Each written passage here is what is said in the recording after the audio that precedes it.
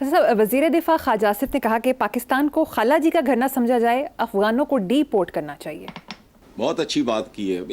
کبھی کبھی ویسے یہ جو خواجہ آصف ہے، اس بندے کے منہ سے کبھی کبھی کو کھری نکل جاتی ہے بات. یہ مکمل طور پہ جو ٹپیکل نون لیگ یا نہیں ہے، سچ بہت اچھا، بالکل صحیح کہا خواجہ آصف نے. پہلے برادر برادر کہہ کے قوم کو بیوقوف بنایا، پھر اور طرح ڈالر بنائے بکاؤ، پھر برادر برادر. بند کرو یہ نانسنس. برادر تو گھروں میں نہیں ہوتے. ہوئے 20 بار مثال دی ہے، پاکستان کی پوری تاریخ اٹھا کے دیکھ لو. ایک انڈسٹری یا ایک جو سیاسی کہتا ہوں صنعتی جو ہوتا ہے گروپ سونڈ یا ایک بندہ کریٹ کرتا ہے، اس کے بعد وہ تقسیم ہوتا چلا جاتا ہے، مقدمے شروع ہو جاتے ہیں سگے بھائیوں کے درمیان. سگے بھائی بھائی نہیں ہوتے. یہ کیا برادر برادر برادر، کس کو بے وقوف بناتے ہو؟ ہر سٹیٹ کا ایک اپنا مفاد. دوسری جنگ عظیم کو یہ مسلمانوں اور عیسائیوں کی جنگ تھی، آپس میں ہی لڑ مرے. چلو اچھا، بہت اچھا. جی آگے چلتے ہیں صاحب. حضرت دوسری طرف وفاقی وزیر منصوبہ بندی احسن اقبال کا کہنا ہے کہ عوام کو جھوٹ اور سچ کا فرق سمجھنا چاہیے. موجودہ دور میں سوشل میڈیا ایک بہت بڑا فتنہ بن چکا ہے. اچھا، میں نون لیگ کے بارے میں اکثر لوگ کہتے ہیں کہ ان پڑھ ہیں یہ لوگ. مصیبت یہ ہے کہ ان کے جو پڑھے لکھے ہیں وہ بھی ان پڑھ ہیں. یہ سارے فن خوان سن لیں کان کھول کے. احسن اقبال ان کی صحبت میں رہا کہ بالکل اوے بات سنو، فتنہ ہوگا تمہارے لیے یہ باعث برکت ہے. اب پوچھو کیسے؟ کھوپڑیاں چونکہ ان کی کام نہیں کرتی، باریک بین ہے نہیں، بین سطور پڑھتے نہیں، تھرڈ ڈائمنشن دیکھنے کے قابل نہیں. اور بات سنو، کچھ لوگوں کے لیے فتنہ، بھاری ترین اکثریت کے لیے یہ کتھارسس ہے، کتھارسس ریلیف ہے، سکون ہے. خدا کا شکر کرو یہ ہے. اس طرح نفرت کی بھاپ نکلتی رہتی ہے. اور شکر کرو سوشل میڈیا کا. عقل کو ہاتھ مارو، 4 پڑھے لکھے لوگوں میں بیٹھ اور پوچھ ان سے کہ میں کیا کہہ رہا ہوں. بھڑاس نکلتی رہتی ہے. یعنی یہ سیویئر ہے تمہارا. تم حکمران کو تمہارے میرے ذہن میں کوئی شکل نہیں ہوتی. مجھے تو اس سے بھڑاس نکلتی ہے، بھاپ نکلتی ہے اندر سے. سو ریزلٹنٹلی کیا ہوتا ہے؟ پریشر کوکر پھٹتا نہیں. یا حسن اقبال کسی پڑھے لکھے کو بیٹھ اور اس بات کو سمجھنے کی کوشش کرو. یہ تمہارے لیے بہت بڑا تمہاری بچت کا پہلو ہے. اس میں لوگ برا بھلا کہہ کے جو بھی کر کے ان کی بھڑاس نکل جاتی ہے. ادروائز کسی پڑھے لکھے نے پوچھ فتنہ ہے. پتا نہیں اس ملک کنے کے فتنے نے جنہوں نے مل کے اتنے تک پہنچایا. عوام دا تو رول ہی کوئی نہیں. عوام سے مراد میری کوئی ریڑی بان نہیں ہے، چھابڑی والا نہیں ہے، چنچی چلانے والا ویگن ڈرائیور نہیں ہے. عوام کے اندر تم سے زیادہ پڑھے لکھے لوگ تم تو ہو ہی نہیں، دھکے کھاتے پھرتے ہیں. کبھی کوئی سابق وائس چانسلر، کبھی کوئی آئی ٹی کا کو فلانا ٹمکانا. اس طرح کے لوگ اسمبلیوں میں بیٹھے ہونے چاہیے. ٹھڈ چک کے پہنچ جاندے، گاٹے ٹھڈ جیباں. کوئی عقل کو ہاتھ مارو.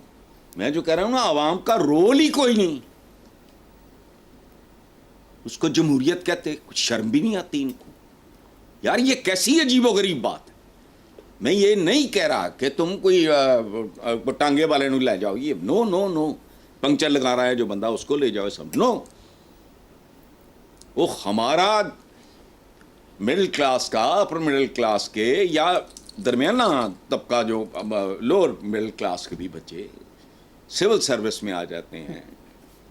وہ چیف سیکرٹریز وغیرہ یہ وہ بنتے ہیں، فوج میں جرنیل تک بن جاتے ہیں، صادقین بنتے ہیں. 50,000 بار میں کہہ چکا ہوں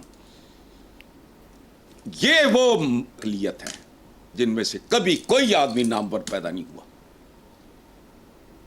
یہ صرف سیاست کرتے ہیں ان میں کوئی صادقین، ہے ان میں کوئی شاکر علی، ہے ان میں کوئی مہدی حسن، ہے ان میں کوئی خورشید انور، ہے ان میں کوئی قتیل شفائی، ابھی میں نے ان کا حوالہ دیا، ہے ان میں کوئی منیر نیازی. خدا کا خوف مانا، ملک چلانے چلے، ان کو آتا ہی کچھ نہیں. کوئی مجھے بتاؤ اسمبلیوں کے ہاں کو خوبصورت مصنف تم نے پیدا کیا ہو، کمنٹو پیدا کیا ہو تم نے. جمہوریت، جمہور میں بڑا بڑا جوہر ہے، بیرون ملک اپنے آپ کو منواتے ہیں. ایتھے میڈیا رپورٹس کے مطابق آڈیٹر جنرل آف پاکستان نے مالی سال 2023 سے 2024 کی آڈٹ رپورٹ میں وفاقی وزارتوں میں 1100 ارب روپے سے زائد کی سنگین مالی باضابطگیوں اور سرکاری فنڈز کے غلط استعمال کی نشاندہی کی ہے. رپورٹ میں سب سے سنگین معاملہ 35,90,000 ٹن گندم کی درآمد کو قرار دیا گیا ہے، جو اس وقت کی گئی جب ملک میں مقامی سطح پر وافر مقدار میں گندم موجود تھی. اس فیصلے سے 300 ارب روپے سے زائد کا نقصان ہوا. ان کی اوجڑیوں سے نکالو، لیکن ایسا ہوگا نہیں. اچھا یہ 1100 ارب، یہ ایسے بات کرتے ہیں کہ جس طرح کوئی ریزگاری نہیں ہوتی. غریب آدمی کو ارب کا ہی نہیں پتا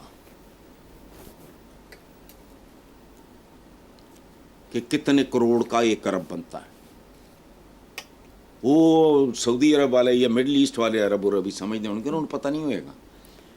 خربوں کی لوٹ مار ہمارے ہاں ایسے اخباروں میں رپورٹ ہوتی ہے جیسے ہمیں کوئی ریزگاری وغیرہ کوئی 150 500 کوئی لے گیا. ملک یہ بوٹیاں ہیں. یہ آپ نے کہا نا کہ اتنا اس پیسے 300 ارب روپے سے زائد کا، 300 ارب ایک بوٹی ہے.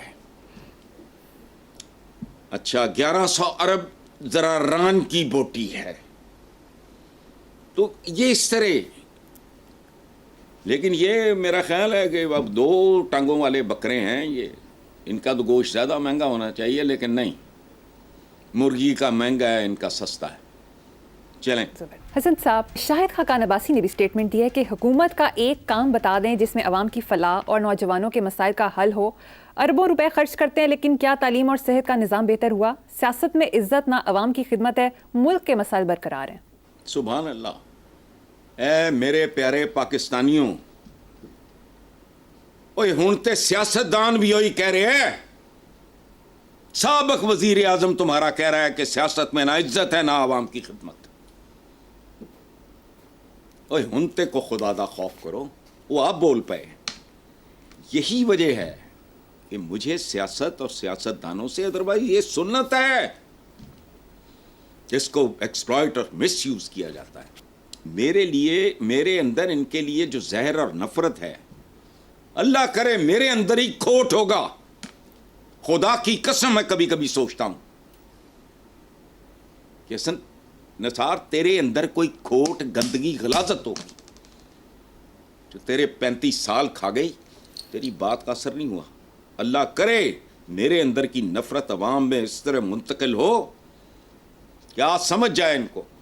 دیکھو نا شاہد خاقان عباسی، چلو دیر آیت درست آیت، یہ آدمی خود سرکردہ حصہ رہا، سابق وزیر اعظم، ایک ویل ریپیوٹیڈ آدمی، ایک خاندانی آدمی.